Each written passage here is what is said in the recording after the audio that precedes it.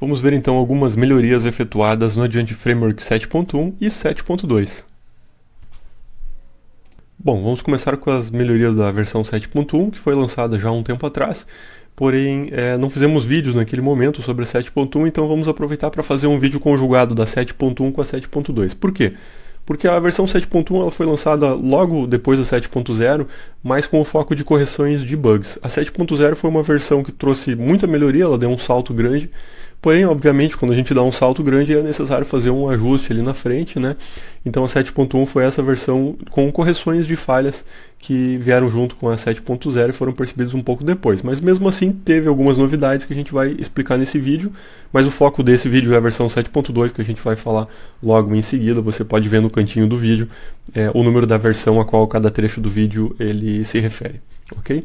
Então uma pequena melhoria da 7.1 foi o suporte ao tfile dentro da field list. Field list é esse componente que permite o usuário excluir, adicionar linhas, e tem uma postagem de N ocorrências, ou seja, uma postagem vetorial daquela informação. Então o suporte a esse componente, ao tfile, é bem simples, porque na verdade o usuário já usava os vários componentes, como tcombo, tentry, e adicionava eles no componente tfieldList, na forma de colunas. Então, na verdade, o uso é bem simples, é só declarar aqui o componente, colocar a classe e adicionar ele com addField dentro da field list, porque o componente já trata os eventos com JavaScript automaticamente, as ações de excluir, de clonar a linha. O desenvolvedor não precisa se preocupar com isso. Vou mostrar aqui então o preenchimento, vou preencher aqui essa combo, e aqui eu vou pegar 3 arquivos, vou pegar o arquivo 1, o arquivo 2 e o arquivo 3. Então, quando o arquivo é selecionado, ele já começa o upload para a pasta TMP dentro da aplicação. Então, nesse momento ele já está lá no lado da pasta TMP. Quando o usuário der o salvar, nós vamos ter acesso aos dados da field list, os dados postados, como por exemplo os nomes dos arquivos, e vamos poder realizar alguma ação sobre eles, como por exemplo mover eles para a pasta definitiva. Essa foi uma melhoria, mas para o desenvolvedor bem simples, só passar a utilizar o componente porque o tfile, porque o field list já foi todo adequado para tratar o upload de arquivos. Outra melhoria efetuada é no Database Explorer, que é uma ferramenta bem simples que nos permite consultar as tabelas do sistema, navegar e visualizar os dados. Já na versão 7.0 nós tínhamos o suporte, desde o início do framework nós temos o suporte aos arquivos inis, para definir os conectores das bases de dados. Agora a partir da versão 7 nós também temos ele em formato de .php, que dispensa o usuário então de preocupações de segurança, com acesso aos inis. O .php ele automaticamente já vai ser um formato mais seguro para armazenar essas informações, sem que você precise configurar o Apache ou Nginx para não permitir a leitura dos .inis. Então, tendo o arquivo aqui em .php, o Database Explorer foi ajustado para fazer a leitura desse conector aqui e permitir o usuário fazer a navegação também. Ok? Outra melhoria efetuada tem relação à proteção contra ataques do tipo CSRF, o Cross-Site Request Forgery. No caso, nós implementamos aqui para formulários, vou mostrar para vocês como faz a chamada, o método Enable CSRF Protection. O que esse método faz na prática? Se vocês inspecionarem o formulário, vou mostrar aqui o que ocorre então, você vai localizar uma div escondida, ela não está visível, e dentro dela existe um input hiding com um token. Esse token é gerado pelo servidor e é injetado aqui de maneira escondida dentro do formulário, e quando o usuário então enviar os dados do formulário, esse token vai ser confrontado com o token que está lá do lado do servidor e só vai ser válido se for igual. Então isso faz com que somente postagens de formulários gerados pelo framework sejam aceitas no outro lado, isso evita com que alguma origem de post desconhecida seja aceita pelo framework. No caso, o formulário de alteração de senha é um formulário sensível, portanto, nele foi ligada essa opção. Então, o foco da versão 7.1 foram correções de bugs que estão todas listadas nos arquivos de changelogs no site. Essas foram 3 melhorias pontuais. Agora nós vamos começar a falar da versão 7.2. A primeira melhoria que eu vou falar para vocês tem respeito a banco de dados, diz respeito ao banco de dados, ao tipo de geração da chave primária. Nós adicionamos um tipo novo que é o UUID, que é um ID global, que você não precisa se preocupar nem gerar sequência no banco, nem usar max mais um na aplicação.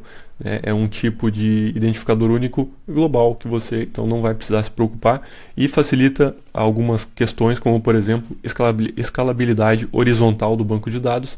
Se você não sabe bem o que é isso ainda, eu recomendo você pesquisar, né, sobre relação de UUID com escalabilidade horizontal. Então, para nós habilitarmos o UUID, basta colocarmos no ID Policy, né, o UUID, que automaticamente o framework vai utilizar esse tipo de geração de chave primária. Eu vou mostrar aqui um exemplo, né, eu alterei esse cadastro para ele trabalhar com o UUID. Então, eu vou colocar aqui algum nome de cidade, vou gravar e automaticamente ele gerou então esse UUID para mim. É claro que na prática nós não colocaríamos o ID na tela, o usuário não precisa ter contato com o ID do objeto, nem deve. Então nós devemos esconder ele, né? Não visualizar ele em data grids, em formulários e assim por diante. Então vou gravar mais um objeto aqui. Está aí o ID, né, gerado automaticamente pelo framework. Então essa foi a primeira mudança relativa ao banco de dados. A segunda foi relativa ao nosso servidor REST, né, o servidor REST. Então quem já tem serviços REST no framework, atualize, né, o nosso servidor REST. Nós fizemos 2 ajustezinhos. O primeiro deles foi o tratamento de erros que antes não estava habilitado. Então antes, quando acontecia, por exemplo, um erro de PHP, isso ficava restrito aos logs do servidor. Agora ele vai vir ali também como um retorno de erro para que você perceba isso mais facilmente. A outra questão que nós melhoramos é a conversão automática do retorno, né, do serviço para Unicode antes de passar pelo JSON encode. Né? Antes não tinha isso, então se você estava fazendo um serviço em cima de um banco de dados que não era o TF8, não era Unicode, poderia ter erros de conversão, né, para dentro quando o serviço REST executava e retornava isso para quem chamava. Ok?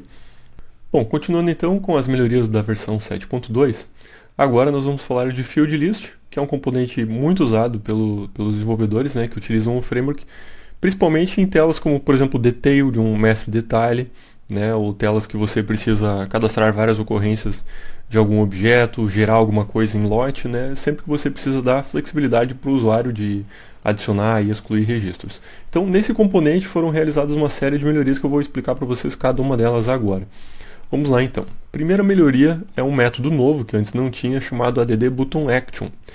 Antes nós tínhamos o add_button_function, que era a possibilidade de colocarmos aqui um botão que executa uma função JavaScript e ele poderia pegar os dados da linha atual. Então a add_button_function poderia realizar uma action JavaScript. Agora nós temos o add_button_action, que recebe uma action de back-end, né, uma action do PHP. Podemos configurar também o ícone e o texto, né, o title da ação. Então vou dar um recarregar aqui. Está aí um botãozinho, né, um botãozinho roxo, que foi configurado com o ícone de informação. Vou preencher aqui a field list, usando o preenchimento aqui fixo, e vou clicar aqui. Esse método está mostrando os parâmetros da requisição. No caso, ele recebe todos os dados, né, da linha, né, cada campo da linha, né, a data, a combo, o texto, e mais a informação também do index, um raw ID, que é a linha, né, que você vê ali. Então, vou mostrar esse método que foi executado, né, o método showRaw. Né, no caso, ele deu uma t-message dos parâmetros recebidos. Então, esse método add_button_action executa uma ação de back-end. Disable Remove Button é um método novo também, ele desabilita o botão de remover, certo? Então com isso você pode deixar algo mais fixo, caso não queira que o usuário remova, né? Queira, por exemplo, listar alguma quantidade de itens e permitir ele que somente edite aqueles itens, não faça nada muito mais do que aquilo, né? Outro método novo que foi desenvolvido é o getPostData. Eu vou mostrar na postagem do formulário como é que ele foi feito. Então, esse formulário está conectado ao método onSave. Tá? Esse método aqui eu modifiquei um pouquinho, para ele não ser um método estático, tá? Então eu posso usar this aqui dentro. Só que para ele não recarregar toda a tela, eu coloquei aqui um static igual a 1 na chamada desse método. Tá? Isso é importante. Quando o método não for estático, e você colocar static igual a 1 aqui, isso significa que vai ser executado não só aquele método, vai ser executado o construtor e aquele método, quando ele for executado Então você tem acesso ao this, mas não existe uma carga completa, uma recarga completa da interface.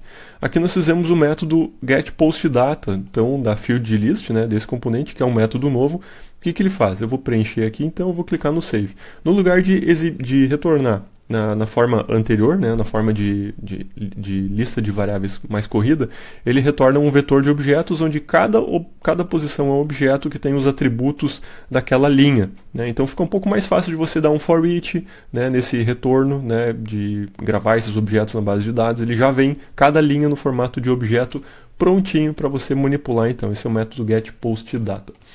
Outro método que nós fizemos, vou subir aqui agora para mostrar, é o método setRemoveAction. Esse método aqui, setRemoveAction, ele define a ação de exclusão, né?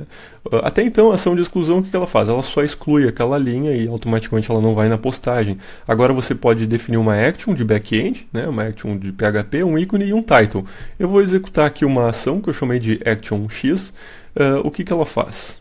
Ela só abre uma janelinha com todos os parâmetros que o método recebeu para você ver o que você tem em mãos com esse método do removeAction, né? Então vou recarregar aqui, vou dar um fill, e agora tem uma action vinculada ao botão de X. Eu vou excluir, ele exclui a linha, mas o back-end recebe as informações daquela linha que foi excluída. Você recebe ali todos os dados daquela linha, o index dela, né, o row ID. Então você pode fazer uma ação de back-end com aquela linha que foi excluída também, né? Ela não somente some da tela, mas você tem como executar uma ação.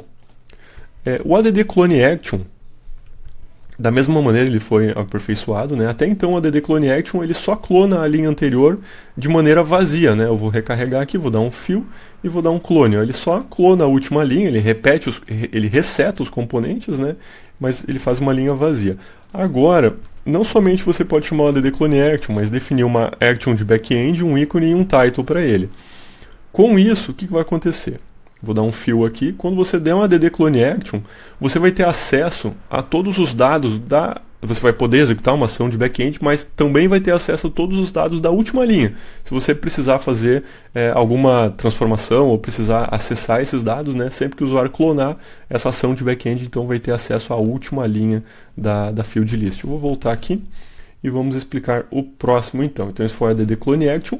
Outra melhoria que nós fizemos foi o add validation, né? O add validation aqui, você pode pegar aqui um componente, chamar o add validation em cima dele e usar o novo validador the required list validator. É um validador de campo obrigatório para field list, certo? Então se você tiver a field list vazia e tentar dar um salvar, ele vai dizer, o campo é obrigatório, né?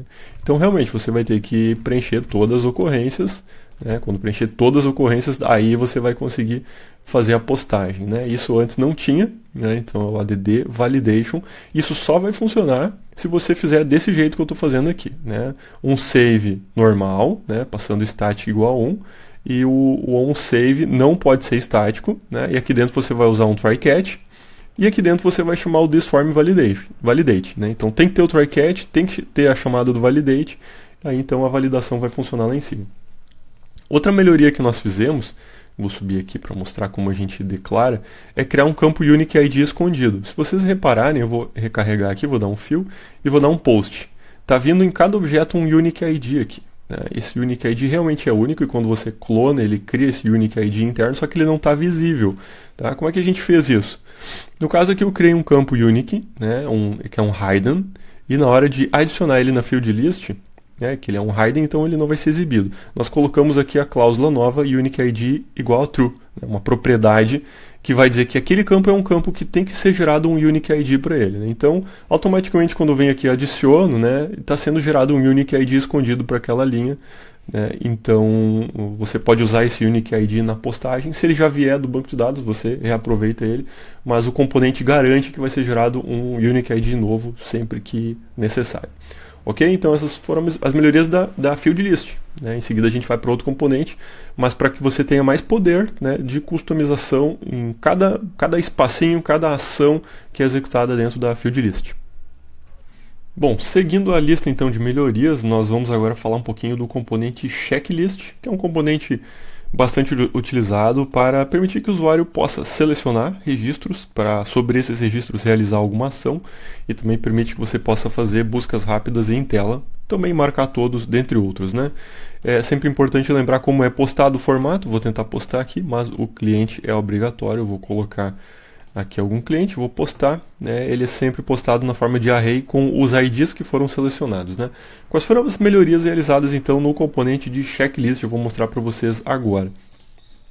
Então, a primeira melhoria foi relacionada à busca, né? Esse exemplo aqui ainda é da versão anterior, né, que faz a busca aqui num campo, né, conforme o usuário vai digitando.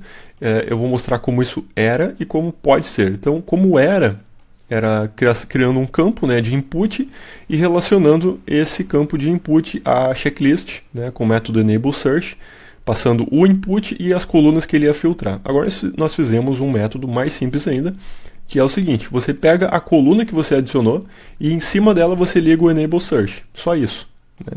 Então, fazendo isso, a coluna vai ter um campo de busca ali para o usuário poder filtrar antes de marcar. Sempre importante lembrar que mesmo filtrado, os registros continuam selecionados, né? A busca, o filtro é simplesmente para acelerar a localização dos registros. Então esse foi o primeiro atalho. Em cima da coluna adicionada poderemos realizar o Enable Search. Eu vou desligar aqui para nós não termos várias formas de busca ao mesmo tempo na tela, né? Outra melhoria foi uma solicitação de um usuário, é o Disable Check All. Esse método, ao ser executado, ele vai desligar isso aqui, ó. Esse botão de checar todos os registros vai sumir, né? Um usuário da comunidade pediu para não ter essa funcionalidade, então nós criamos esse método Disable Check All, mas claro, tudo é opcional para não atrapalhar quem já está usando. Outra melhoria no checklist foi a possibilidade de passar uma coluna relacionada, tá? Nesse cadastro aqui, se eu não me engano, não tem uma tabela relacionada, mas vou mostrar para vocês como seria. Vamos supor que vocês têm, a partir desse cadastro, uma tabela de cidades e você quer pegar o nome do registro, né?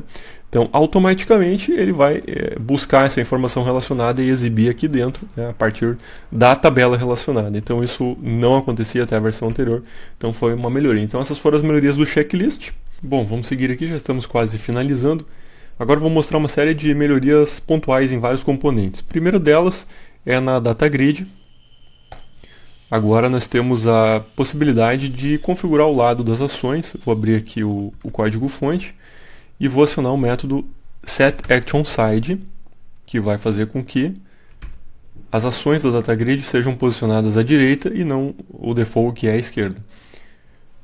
Outra melhoria que nós efetuamos foi no componente IconView. Vou abrir ele aqui, a visão de ícones, que você pode configurar ações para o botão direito, o ícone personalizado, e tem a ação default quando o usuário dá um clique em cima do ícone, né? O que mudou no IconView?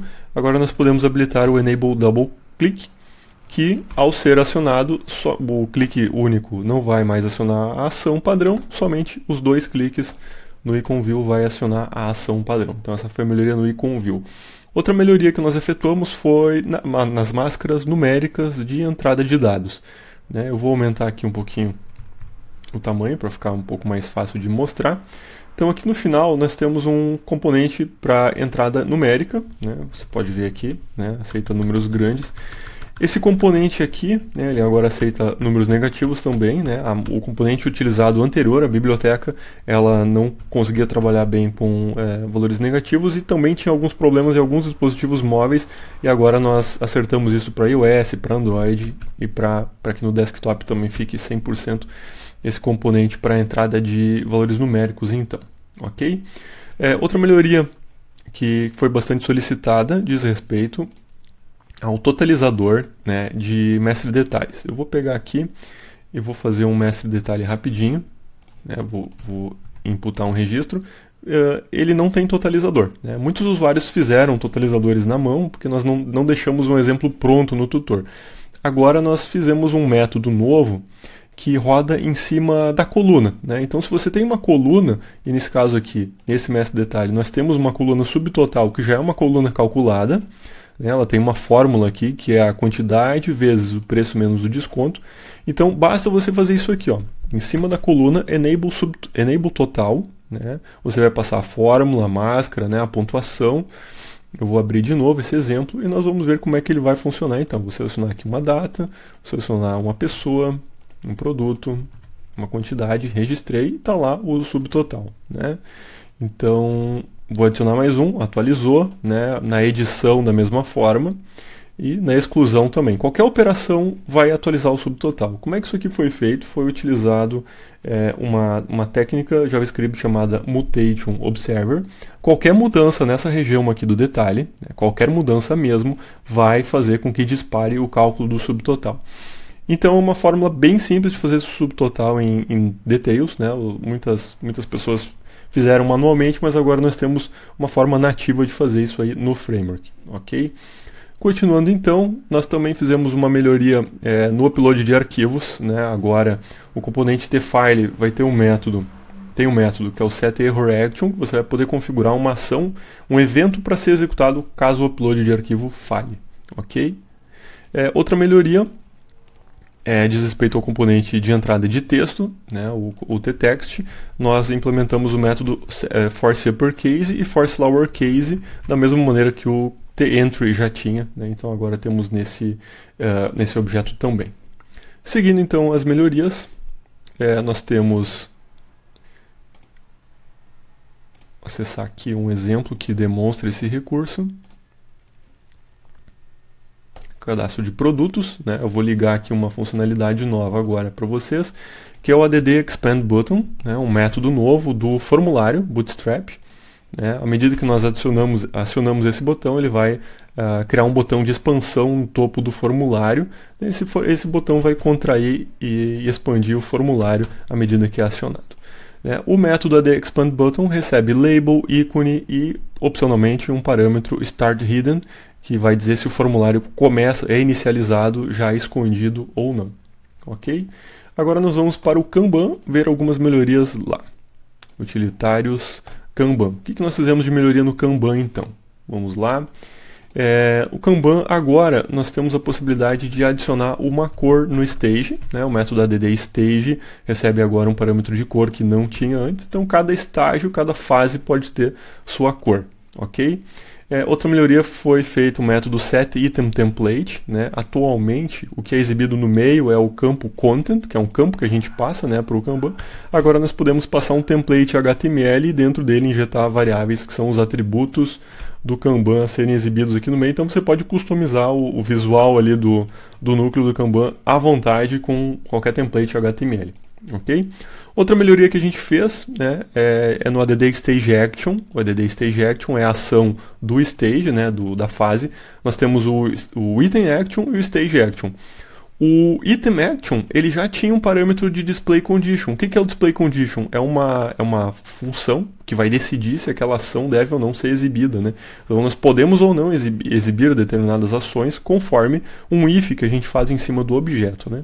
Isso agora tem também para o StageAction. Então no momento que a gente chama o addStageAction, podemos opcionalmente passar um parâmetro no final de DisplayCondition para determinar se ele deve ou não ser executado, né? Essa função vai definir se aquela action vai ou não ser executada, ok?